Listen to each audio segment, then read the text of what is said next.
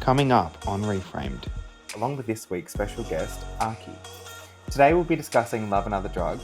Gender equity, not just gender equality. No ableism, no discrimination, no racism. The representation of, disabled person being sexual. Oh boy, wasn't there a lot of it? They hired a non-disabled actress to play a disabled character.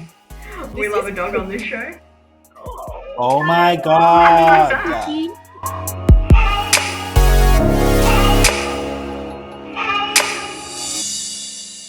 Welcome back to ReFramed, the podcast that reframes how disability is portrayed in film and TV.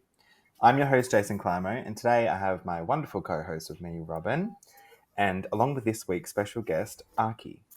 Today we'll be discussing love and other drugs, but before we do, let's say hello to Akii and learn a little bit more about them. So welcome to the podcast, Akii.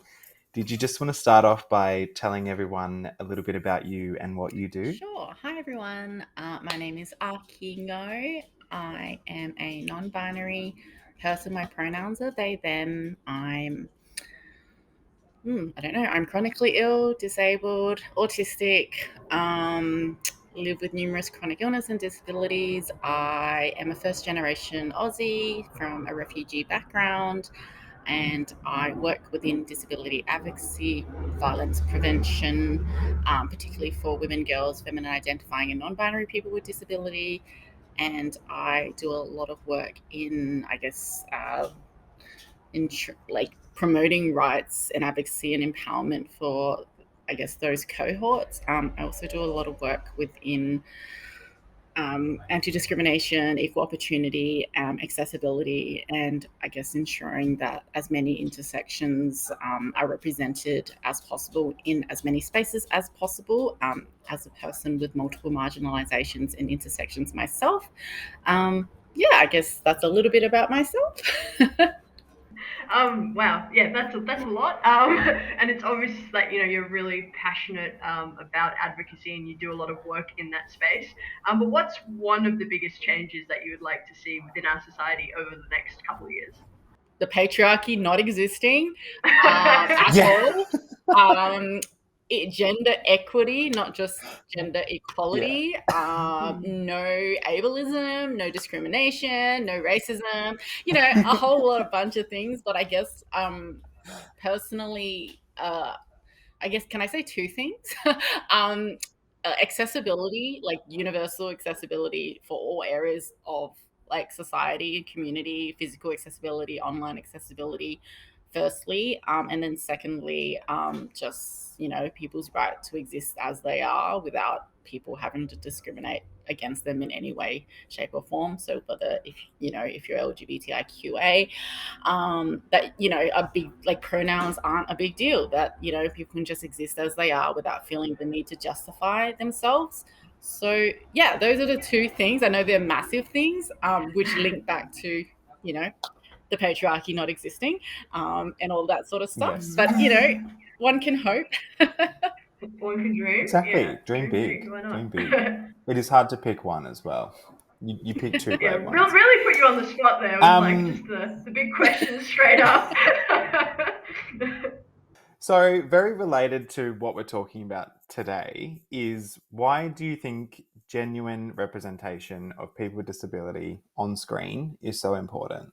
I think the genuine representation is incredibly important because there's so much misinformation and stigma that still exists around people with disability, people from different marginalizations, backgrounds, and a lot of that misconception are negative stereotypes, lots of stigma, and the stereotypes, or say, for example, with as an autistic person who was recently diagnosed last week, the understanding of what autism is or ADHD is and the way that's perceived and represented has meant that I wasn't able to get a diagnosis because I didn't feel that I fit that box that society portrays often through the media, and therefore I haven't received the support that I obviously needed throughout my entire life. And now I'm unlearning a lot of the pressures and stresses and challenges that I put on myself based on what was portrayed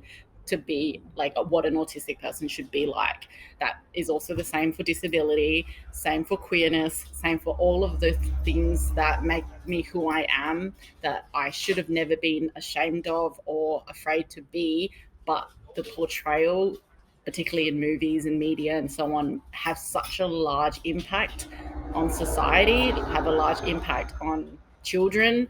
So growing up and seeing poor or negative representations feeds into our real lives and the way that community views and values us, and that then leads to the discrimination or the misconceptions and the stigmas that we deal with both externally, but that internalized harm that we cause to ourselves because of those portrayals that aren't genuine, aren't co-designed, and aren't informed by people living with such conditions or disabilities or whatever cohort or marginalization it may be. Mic drop. we can finish here. Like that's all we need. Literally. Episode done. Honestly, like, that was incredible. would not have said it better myself. I know Robin's going to ask where people can find you and follow you, but before we do, I think we need to highlight a bit more about the types of work that you do, because you do such a big range of advocacy work, but you're also a model. I think, we really need to highlight all of your many facets and skills. I often forget how much I do, because I always feel like it's never enough, because I think it's really difficult, not always in a negative way, but just like as something to, I guess, acknowledge, is that when you are advocating that for something that directly impacts you, you never really stop. So whether that is disability rights, disability justice, accessibility for the disabled part of myself, but also it's, for all the LGBTIQ plus work that I do with different various organizations, in that side of things, as a person of color, that in the light of COVID-19 and Asian hate crimes and all of that stuff, and talking about anti-racism and that sort of work that intersects with disability and queerness, and then the work that I do in violence prevention as a survivor advocate of intimate partner violence. So my spinal injury is a direct result of intimate partner violence. I've also dealt with a lot of family violence and intergenerational trauma, so I bring a lot of that work and that advocacy. So as an example for that, last week was the Disability Royal Commission into abuse, neglect, violence and exploitation of people with disabilities. So I've done work in providing some, I guess, evidence through that. I didn't attend the hearings myself because I knew physically, emotionally, would that be too much and too triggering and too upsetting for myself. So, but I was able to provide advocacy through media and sharing my story with a few media outlets. And I guess I do a lot of that work and that violence prevention work, and sharing my personal story to let other people know, if they're in the same situation that I was in, that they're not alone, if they might not be ready to share, that there are people that are and do, and there is a light at the end of the tunnel. And there are organizations that exist to support you, and the service that do exist to ensure that you are safe if you need that support, and that if you are dealing with whatever challenging situation, that there are different ways that you can tackle that, and that you're not alone in those experiences. And then I also do like chronic pain and reform work in the opioid and health sector. And I've done a lot of advocacy for like invisible or hidden illnesses and hidden disabilities, but particularly in relation to opioid reforms.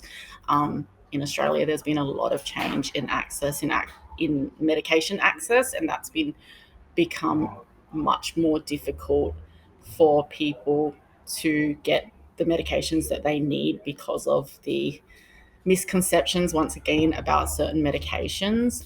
And for example, like $40 million worth of Medicare funding for chronic pain services has recently been cut and repackaged as endometriosis services.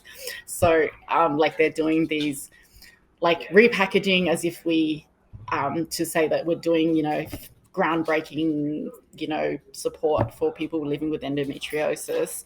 But endometriosis is a chronic pain condition. So it's kind of like the same amount of funding to go into a different area to repackage it to say that we care more about, reproductive health and, health of people that have uteruses and those sorts of things, when really they've just, repackaged it in a way that makes it sound like they care more about a certain cohort, but really all of us are impacted. Yeah.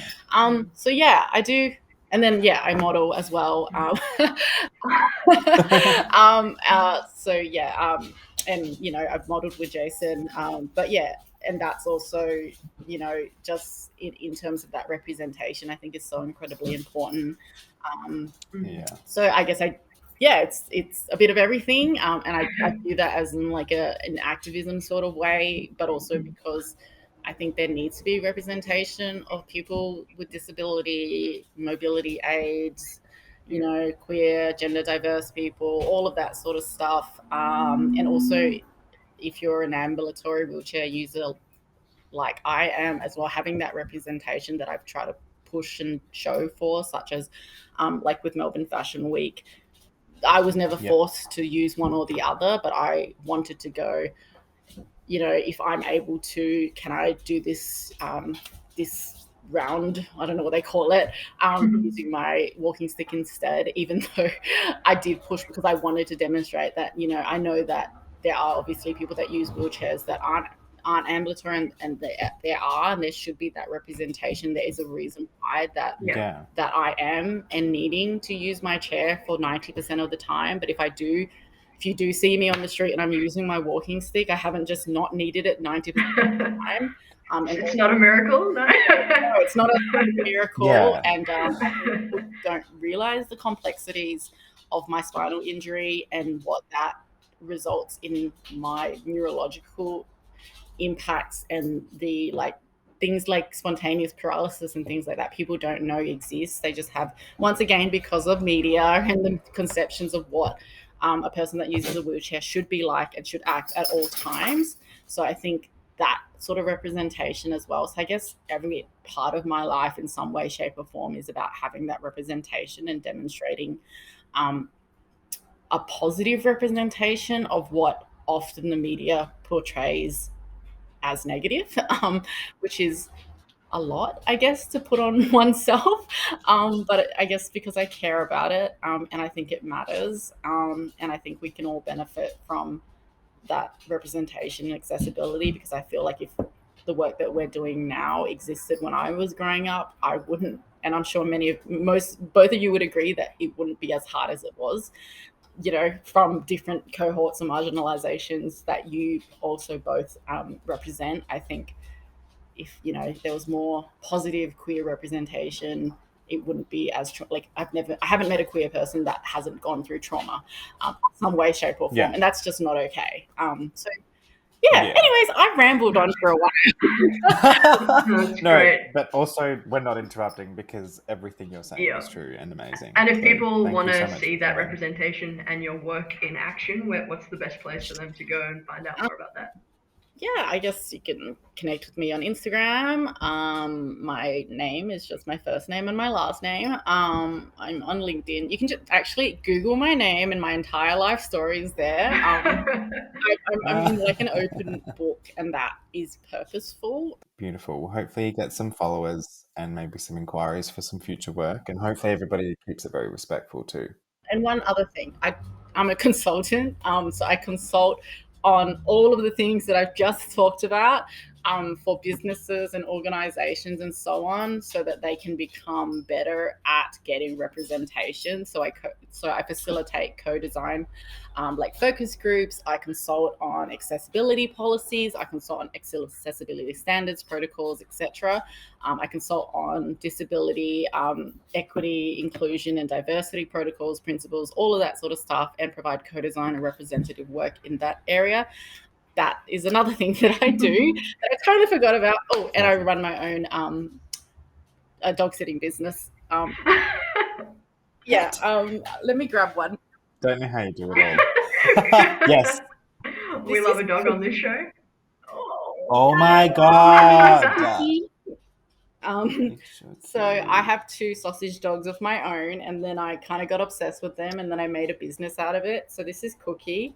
Oh my god, so cute. Adorable. This is Rex. Oh. Can this just turn into a podcast This is of Sizzles. dogs? Oh my gosh, they keep on coming. And also, like, the names are so Spud. good. Like, Sizzle's Oh like my gosh. sausage This is sizzle. Spud. This is Spud. And there's three others running around. I don't know how you get anything done, and you get so much Yeah. done. If I had that many dogs in my house, I would just be on the floor. I have and one it'd be dog, fine. and it's a struggle. Like. And now I think it is time for us to review Love and Other Drugs. Robin, would you like to give us the rundown? So Love and Other Drugs came out a little while ago, 2010, which makes us all feel incredibly old. But it's an American romantic comedy drama about the relationship between Jake Gyllenhaal, who plays Jamie Randall, and he's this like womanizing pharmaceutical salesman who's promoting Viagra through the entire film, just because. He falls in love with Maggie, who's this like artistic, alluring, free spirit who happens to have Parkinson's, and it's kind of about their relationship and negotiating that with something like Parkinson's. So yeah. Yeah, it's a very like interesting film, and like 12 years ago, I was it was prior to me acquiring my disability, so I feel like my memory of when I first watched it as well was just like didn't even really register that there was anything to do with disability realistically until like I feel like they have like a big fight, and it's like yeah. Anyway, I feel like it was done quite well in the sense that didn't seem to be disability was this all-consuming thing in the narrative. But that was just my little 2 cents to kick us off. Aki, what did you think about the disability portrayal? I think the thing that I remember most about the show, as it was like over a decade ago, was that portrayal of Anne Hathaway pushing away Jake because she didn't want to be a burden, because like she wanted to deal with all of her like her disability and her conditions on her own. And I remember them fighting about the fact that she had to hop on a bus to go to Canada to get her medications, and that was just a part of life for her. And like there was a whole bunch of like other people, mainly older people, doing the same thing, and that would be their every single weekend. That's all they would do because it was so unaffordable to get the support that they needed in the United States. And like her not wanting to put the burden of disability on him, and that I think was really a profound component of him going, no, that's not what it is. I want to be with you for you, X, Y, and Z. And but yeah, I think in some way, shape, or form, when you live with disability or chronic illness, whether you have internalized ableism or whatever ableism you deal with from the way that society portrays disability, you feel that way in some, like you can't help but feel, am I a burden, or am I making X, Y, and Z's life more difficult by being in it? And so you try to protect them by trying to protect yourself by pushing them away.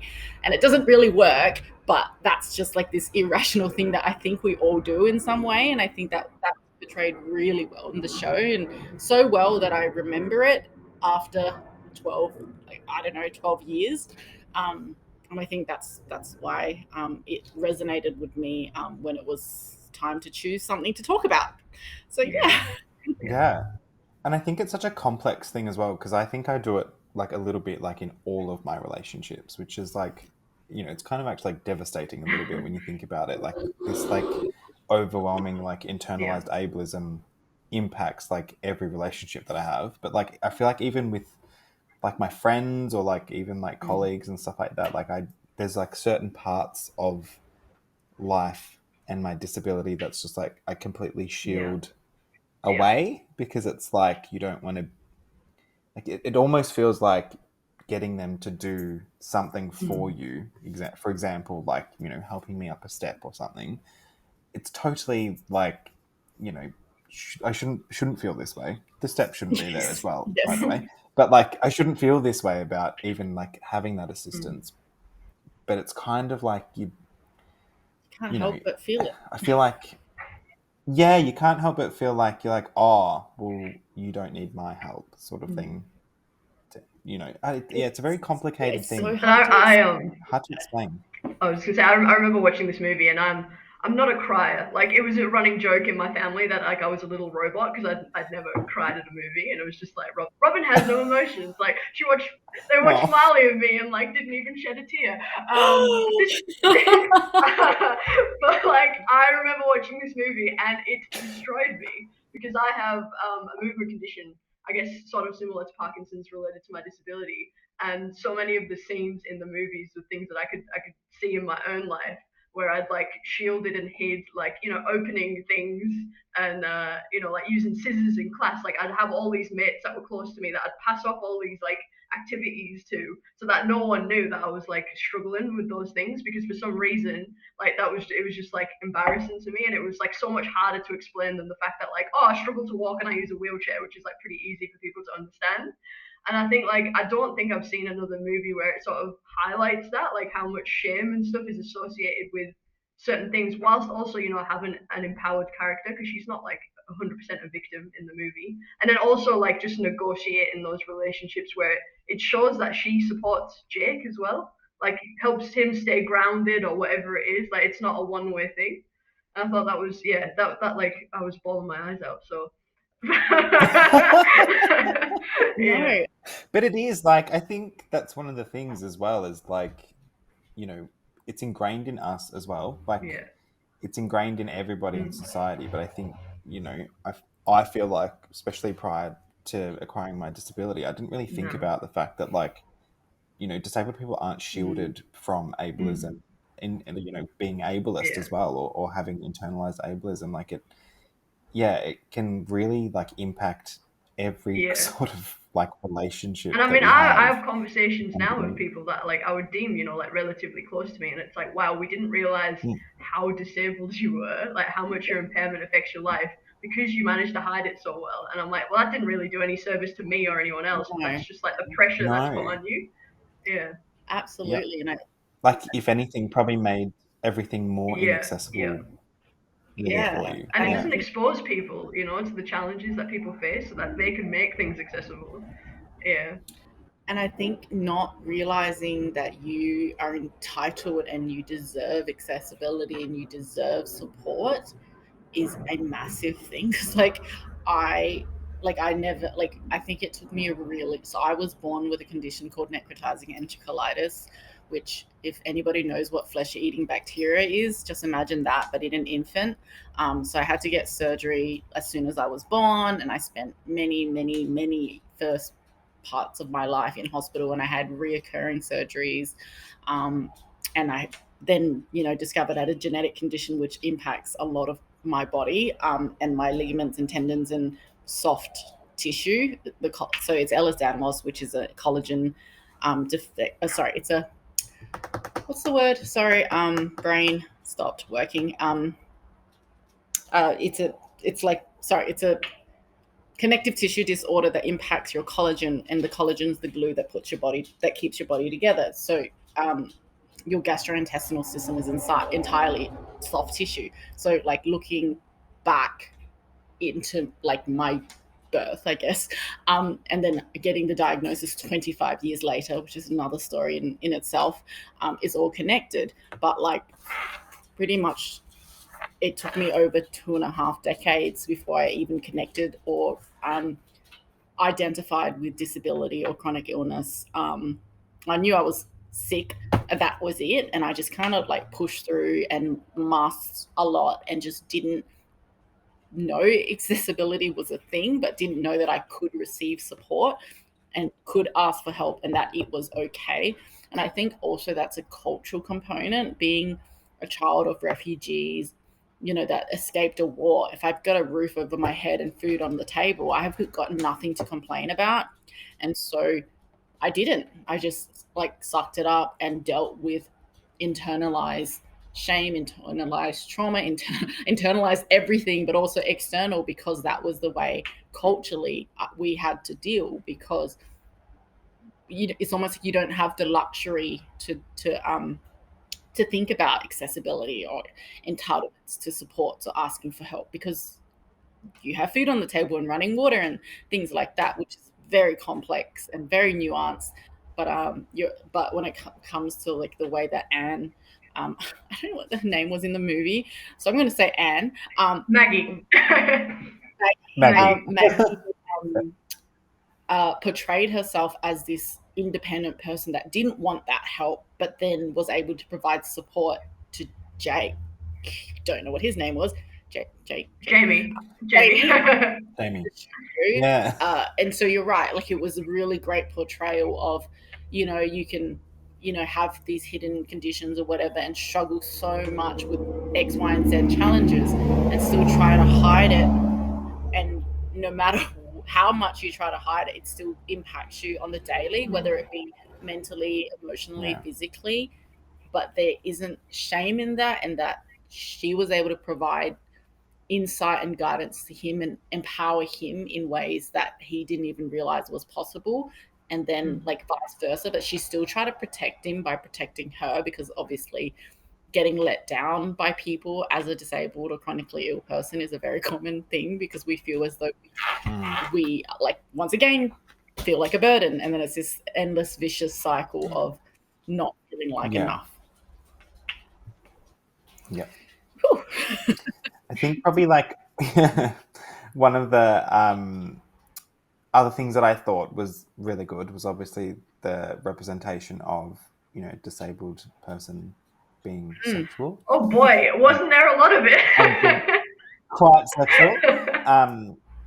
And that is like, and to think that was like 12 years ago as well, like we're still not doing that right now, but they actually did it quite well back then. So it's really interesting how there's like these sort of like flash in the pan moments where things are done quite well, and a disabled person's represented in a really sexual way, which is really positive for us, because we're so often desexualized, like just systemically by all of society. But yeah, it's really interesting to me as well to see that was happening. That they did it so well, and they did that film so long ago. But yet we're still not really doing it well now. And it was set in 1996, actually, which is blasphemous to think about. It is blasphemous. Like, oh my gosh, disabled people have sex? What? I mean, but that is still the case. We're desexualized, and we're infanticized. So it's really, once again, frustrating and complex. So to have Maggie be this like free spirit who's wanting to live life on her own terms is really empowering to see. And like doing, and like, I think their relationship started off like as casual sex and stuff. So, and it was like a fling, and then it became something more real. And then he started discovering things about like her condition and like the Parkinson's that she was dealing with, which goes to show that you never know what people are going through, despite what their appearance is, or despite how well it seems they are coping, which is another thing that disabled people have to constantly deal with on a regular basis. So yeah, it was actually really a great movie in the sense, particularly since it was set in the early 90s and it was made over 12 years ago, which is probably why I remember it, and it's had such an impact since then. I feel like it was quite layered. Like, it was like, number one, disabled people have sex. Number two, they don't just do it as part of like romantic, caring relationships. Like, and then number three, that sex then, that their disability then goes on to inform the kinds of sex that they have later on, and how that relationship works, and the intimacy and all those kinds of things. So I think like to have that complexity in a movie that was made 10 years ago, and yet like on other podcasts we've talked about similar portrayals going absolutely terribly. So and more modern ones, like just crap. And I think like they did a really good job of like the complex like nature of like having agency, like as a disabled person. Like, she had like so much, I guess, like freedom and agency, but then when it came down to it, this like complex relationship with the healthcare system removed so much of that as well. And so this like, incredible, human being was then just being crushed by the systems around her. Medicalized and I think dehumanized. Yeah. I think that Yeah. happens to pretty much all of us or most of us in some way, shape, or form. Even in a country with free healthcare like Australia, like it happens a Literally. lot. I am going through it. I've been dealing with it. It's exhausting, and so much is taken away from you, and you have no control over a lot of it, and you're just expected to let whomever in control decide how your life will be because of whatever schedule suits them or whatever way that they want to do things. Or say with the NDIS, like there's so many challenges going on with that, and like the people that Whatever they perceive your goals should be. yeah, whatever they perceive it, and whatever they Yeah. perceive they should cut, and how they should cut such funding or whatever supports you need, or however you're like, and it's just like, if those barriers didn't exist, this person would be able to live an extremely fulfilling life with all of these others. But that's the whole point, whole reason why the NDIS exists. But it's not doing that, and so many people are being left behind, forgotten about, and falling through the cracks. Yes, exactly. I think we've spoken a lot of like the good stuff, and I don't know if there is that much bad stuff other than there's, one very big obvious one, which is that they hired a non-disabled actress to play a disabled character. And so I think, when we're considering our scores, I'm taking points off of that. Absolutely. I didn't know if either of you picked up on anything else that you weren't really impressed. Yeah, I think the biggest one was the unreal, well, the not authentic casting. I did note Yeah. that when she goes to the convention, and she sort of finds a bit of a community at people with Parkinson's. All of those people in that convention actually did have Parkinson's. So there was a bit of authentic There you go. representation in the film, but it would have been better if it wasn't two perfect people. Perfect bodies trying to portray disability. Yeah. Very, very attractive people.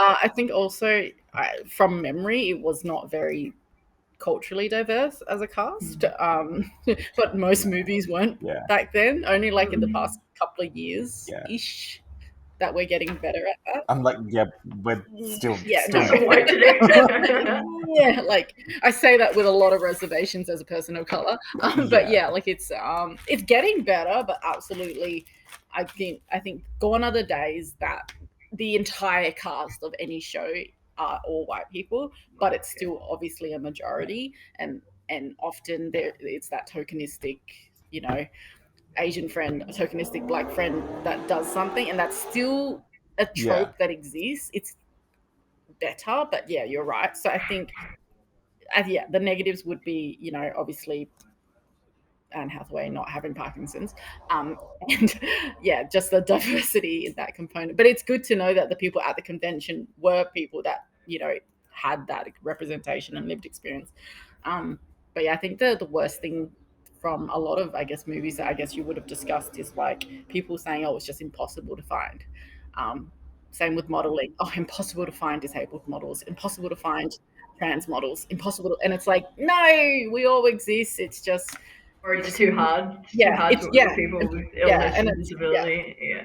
And it's and like they could have found like a typically attractive looking female with Parkinson's. I'm sure there's plenty that exist in the world.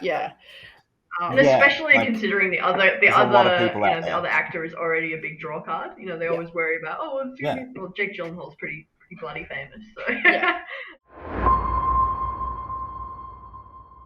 All right, I think it's time to give our scores out of 5 on the inclusive disability representation scale. So if you're following along for the first time, 5 out of 5 is like pretty much the perfect portrayal of disability, and 0, or sometimes we do double with some negative numbers, depending on how terrible it is means that Yeah. it's not great. So, Robin, do you want to kick us off? What did you score Love and Other Yeah, I Things? give it a 4 to a 4.5, depending on, just because, again, we want to see authentic casting. But the movie obviously hit hard by the way that I was like just a mess afterwards. So The only thing you've yeah, ever pretty much. cried about, Yeah, that apparently. and like being big in the city when I was like 6, maybe. But yeah, yeah. Too funny. I was a 3.5 out of 5, just because just a massive disappointment, I think. Like, to have that, like a female lead role, the character is disabled, like such an awesome opportunity 12 years ago, or just over 12 years ago. And to then not cast it authentically. And like you've said, Jake Gyllenhaal was already that kind of like star power draw card. Could have like launched, a disabled actress's career. Absolutely. So I just am sick of that crap. So I'm gonna take off a whole 1.5 off it for just that. And That's Akii? valid. Well, I was gonna do 3.5, but I'm gonna do 3 for the lack of diversity and a very, very white cast. And that's, I think, another thing. Like, people just go, one marginalization is enough. That's it. Like, oh my, you're white, but you're disabled. That's enough. Yes. They picked the most palatable Yes. version of like Yeah. marginalization. Yeah. Some of them have a group where they have like one of everything, but like it's like, oh yeah, because we all just like we're just a monolith, and we're just all exactly the same. It's just Exactly. and I think I am sick of that crap. That whole if you fit this box, that's okay. You're the most palatable version of a disabled person, a trans person, an X person, and then if you, like myself, fit into more, oh my god, just too difficult. Just my brain's gonna explode. Like I just don't want to deal with it. That sort of stuff. Yeah.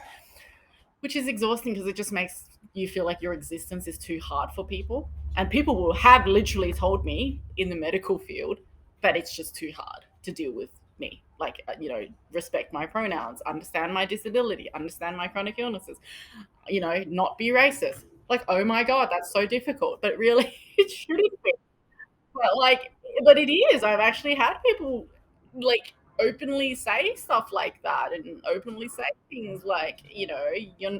Here's the thing though, like this is going to sound super contentious until I explain it myself, but like I actually think it is difficult because we all have so much to unlearn, but that's not your problem.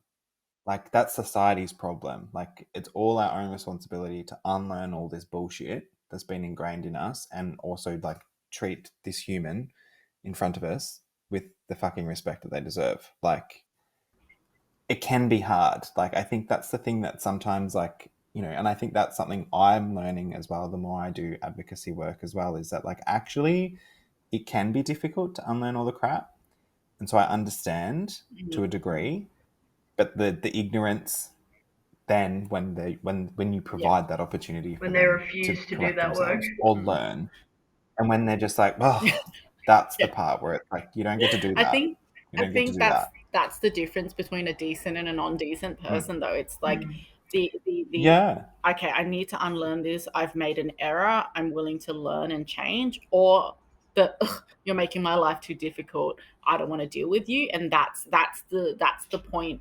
It's kind of like this happens quite often, which it shouldn't. Like it's kind of like when someone is microaggressive or racist, and you just go, that wasn't really appropriate. Instead of them going, oh, my bad, I shouldn't have said that. They take it as an attack on their character, and they take it as an attack on, how dare you call me a racist or whatever it may be. And it's like, I didn't use that word.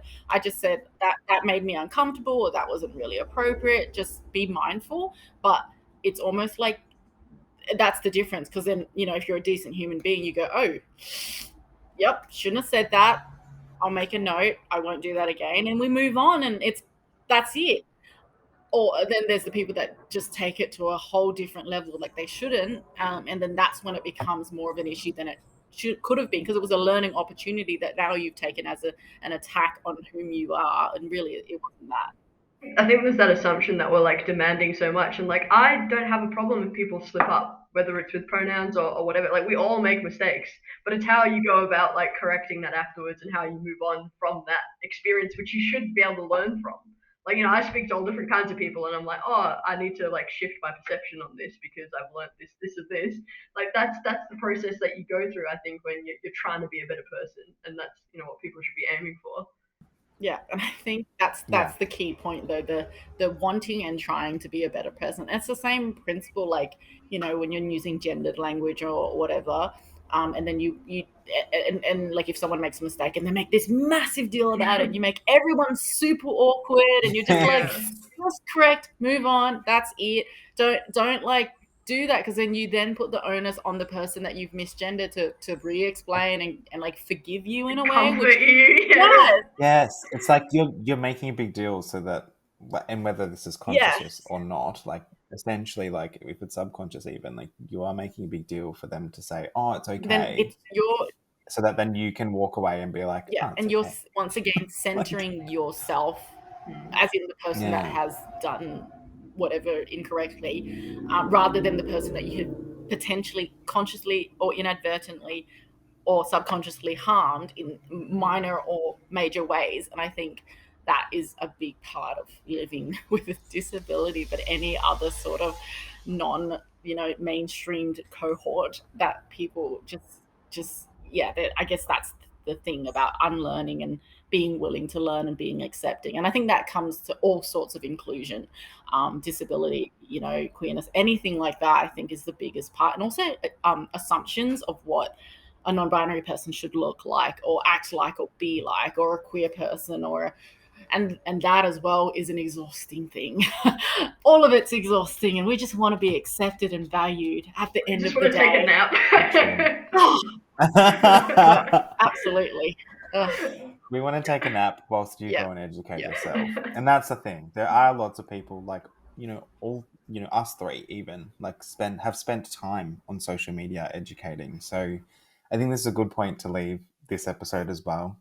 Is we've given our scores, we've reviewed Love and Other Drugs, but I think it's something that we can leave people at home with is if there's something that's come up in this episode that you think, oh, I think I do need to go and learn a bit more about that, just have a look on Instagram or Google it. Like there are so many advocates, there's so many resources. And by resources, I mean like people sharing their experiences as well. Um, it's not always just frameworks and things that are like can get bogged down, but like there are frameworks as well, but there are people out there sharing their experiences for this reason that you don't have to then go and put all this emotional labor on someone in your direct life, like a colleague or a friend, to educate you. Like just spend some time yourself. Diversify your, like, if the last thing, the minimum thing that you can do or take away from a lot of the advocacy work is diversify your feed, diversify the perspectives that you may not be able to get in your daily life, but you can definitely get that through social media. You can definitely get that through connecting or interacting with people that don't live the same lives as you and don't deal with the same challenges or barriers that you may live with, but you can learn from that and then potentially make someone else's life or community so much better just by being more aware and more understanding, and making that conscious effort to be inclusive. And if you don't have to always get it right, but just wanting to is a huge part of that. And I think people sell themselves short. They're like, if I don't do it to the best of my ability, I shouldn't try at all. But actually, having that courage to try and make mistakes and learn from them is the biggest way that you can show your allyship and connection and commitment to wanting that inclusion. I think that's a perfect place to leave it for this week's episode. Thank you so, so much, Robin and Aki, for joining me. And thank you, everyone, for following along as well with this episode. We want to know what you think and have thought about Love and Other Drugs. You can give us your thoughts by jumping on our social media. We have Facebook, Instagram, and Twitter. If you search ReFrame Podcast or Podcast ReFramed will show up on those three platforms. If email works best for you, you can actually email us at hello@reframepodcast.com. We want to know what you thought, what your IDR scores were. If you want to say hey to Aki or Robin or I, and let us know if there's a special guest that you'd like us to have on. the series, or if there's a great TV show or film that you would like us to review, or a not so great one. We're all about having some great conversation and being critical as well. And lastly, before we go, I just want to say a big thank you to the Community Broadcasting Foundation for helping to fund this series as well. Bye.